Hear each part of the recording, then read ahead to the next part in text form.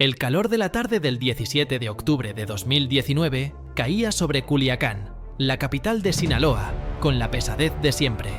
Era un jueves cualquiera, o eso parecía. El tráfico fluía con su ritmo habitual, la gente caminaba por las aceras y el sol se reflejaba en los cristales de los edificios del sector de Tres Ríos, una de las zonas más exclusivas de la ciudad.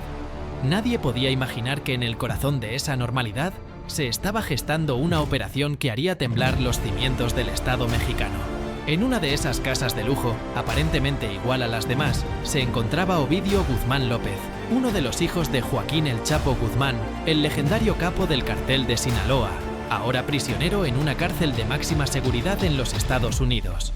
Ovidio, apodado El Ratón, era una pieza clave en el imperio de su padre, un objetivo prioritario para la Administración de Control de Drogas, la DEA, por su presunta implicación en el tráfico de fentanilo.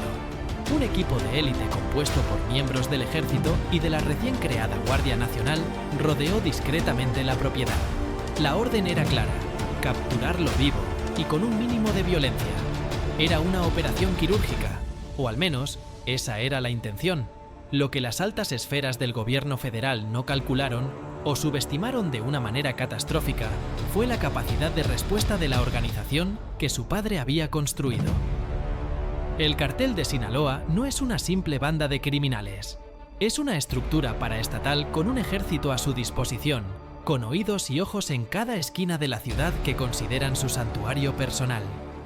La captura de uno de sus príncipes en su propio feudo no iba a ser un simple arresto, se iba a convertir en una declaración de guerra.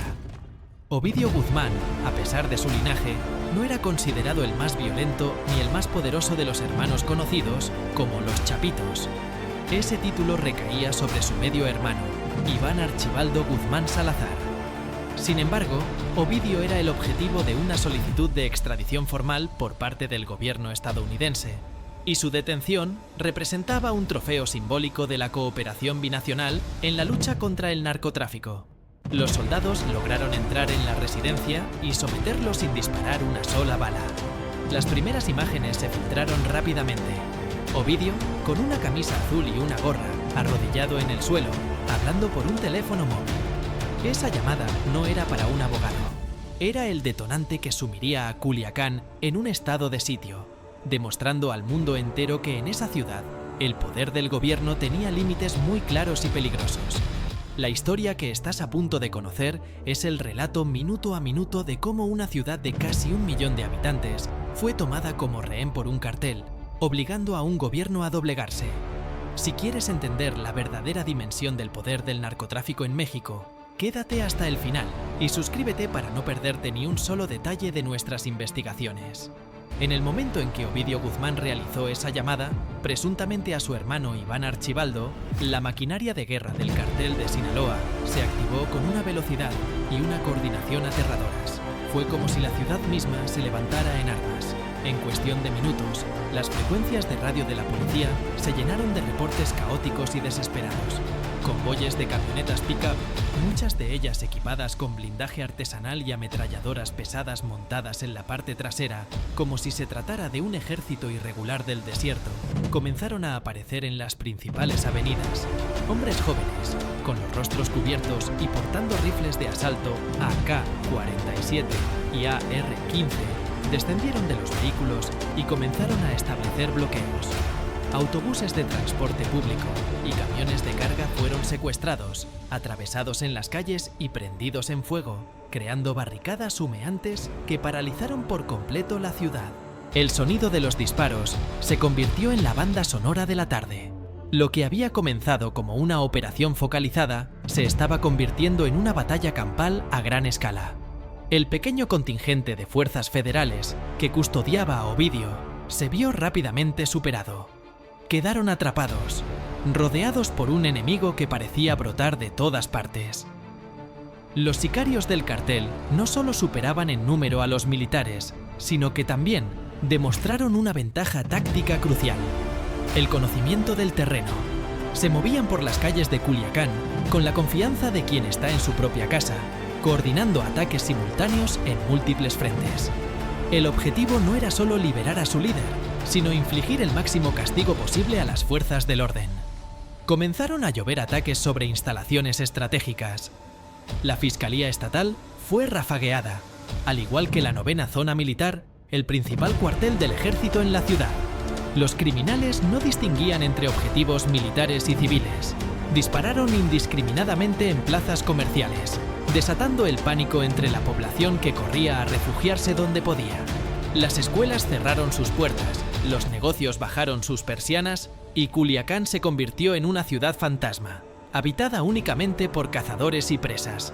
Pero la ofensiva del cartel escaló a un nivel de crueldad aún mayor.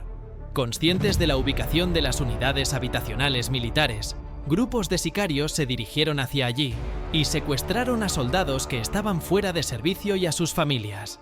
Esta acción cambió por completo las reglas del juego. Ya no era un enfrentamiento entre hombres armados, se habían tomado rehenes inocentes. La presión sobre el gobierno se volvió insoportable.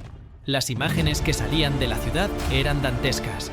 Vehículos ardiendo, civiles aterrorizados, arrastrándose por el suelo para evitar las balas, y convoyes de criminales patrullando las calles con total impunidad, como si fueran la única autoridad existente.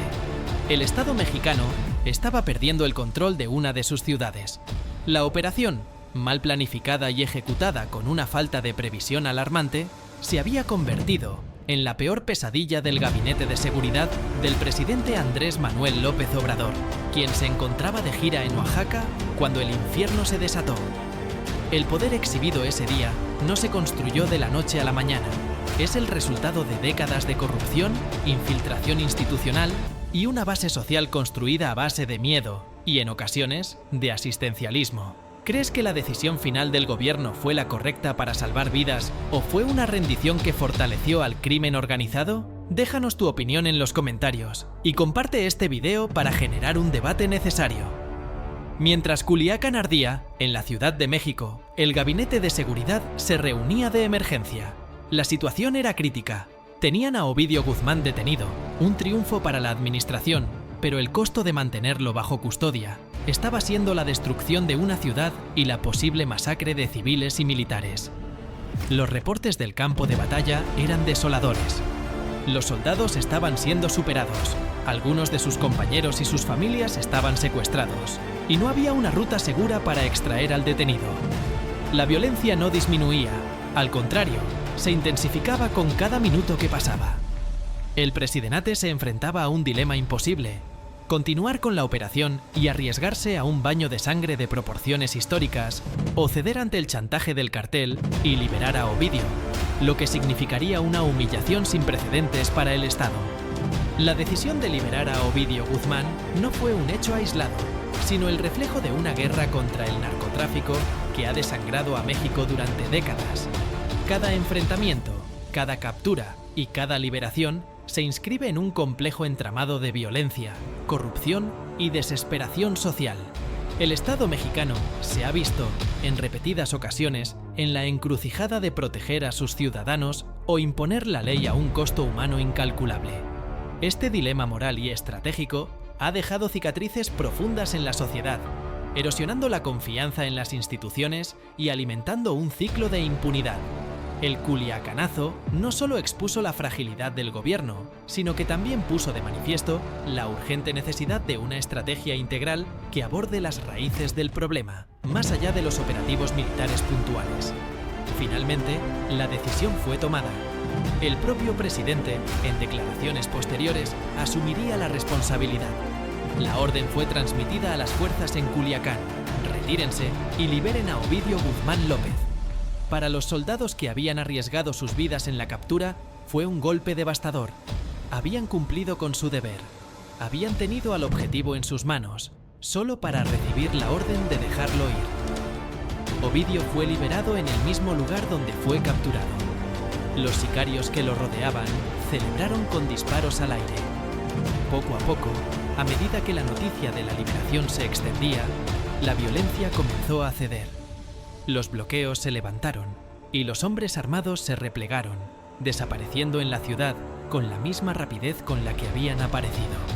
La calma que regresó a Culiacán no era de paz, sino de derrota.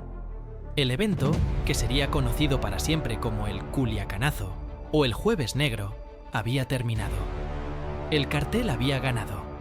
El Culiacanazo dejó una cicatriz profunda en México.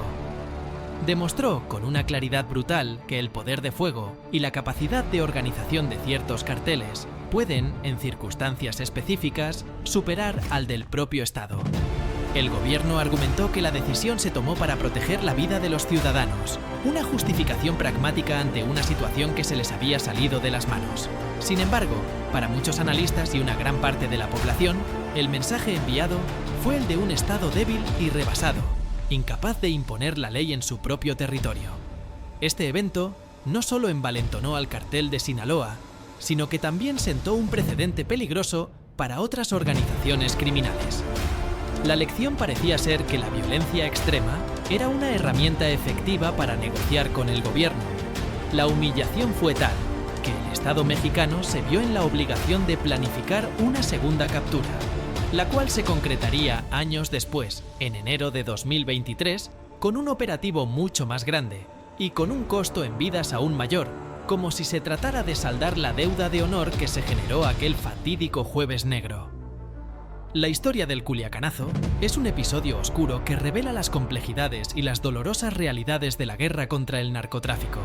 Es un recordatorio de que esta no es una lucha convencional, sino un conflicto con múltiples frentes donde el poder se disputa calle por calle, y donde las decisiones más difíciles a menudo no tienen un resultado feliz. Para seguir profundizando en estas historias que definen el presente y el futuro de nuestra sociedad, asegúrate de estar suscrito al canal y de activar la campana de notificaciones. La verdad, aunque incómoda, siempre debe ser contada.